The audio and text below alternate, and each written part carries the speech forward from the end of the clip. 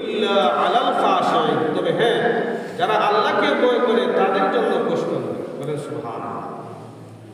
যেমন রমজানুল মুবারকের নামাজ, এত লম্বা নামাজ, আমরা এই এত লম্বা নামাজও আমরা পড়ি, কারণ কি আমরা মুমিন, আমরা মুসলমান, আমাদের কোনো অসুবিধা হয় না। কিন্তু আজ যদি যারা নামাজ পড়ে না তাদেরকে যদি বলেন আপনি পড়েন 20 রাকাত তারাবির নামাজ, 4 রাকাত ইশার ফরজ, এইভাবে দীর্ঘ নামাজ পড়ার কথা বললে সে নামাজ পড়তে পারবে না। কারণ নামাজ পড়ার জন্য ট্রেনিং লাগে, অভ্যাস লাগে। যারা নামাজের অভ্যস্ত নয়, ট্রেনিং নেই, তাদের পক্ষে নামাজ পড়া সম্ভব নয়।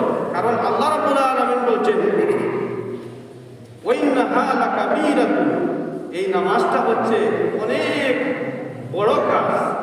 সুবহানাল্লাহ। নামাজটা হচ্ছে অনেক বড় কষ্টের কাজ। কিন্তু আবার বলছেন হ্যাঁ, ইল্লা আলাল খাশিঈন, যারা আল্লাহ রাব্বুল আলামিনকে ভয় করে, আল্লাহ রাব্বুল আলামিনকে ডরায়, তাদের জন্য নামাজ কষ্ট নয়, তাদের জন্য নামাজ কষ্ট নয়।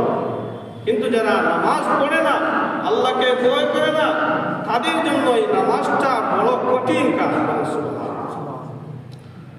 ওয়াস্তাঈনু বিস-সাবরি ওয়াস-সালাহ ওয়া ইন্নাহা লাকাবীরাতুন ইল্লা আলাল খাশিঈন।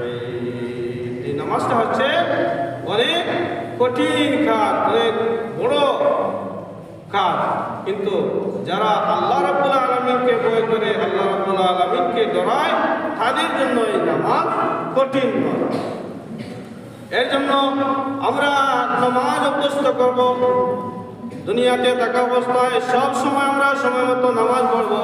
কারণ যারা বেনামাজি তারা কালকে আমাদের দিন সহজেই আল্লাহ রাব্বুল আলামিনের কাছে ধরা পড়ে যাবে।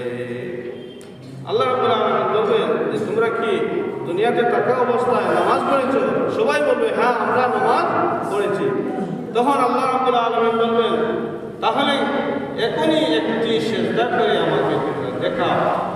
তখন সাথে সাথে নামাজি ব্যক্তিরা সিজদা করবে।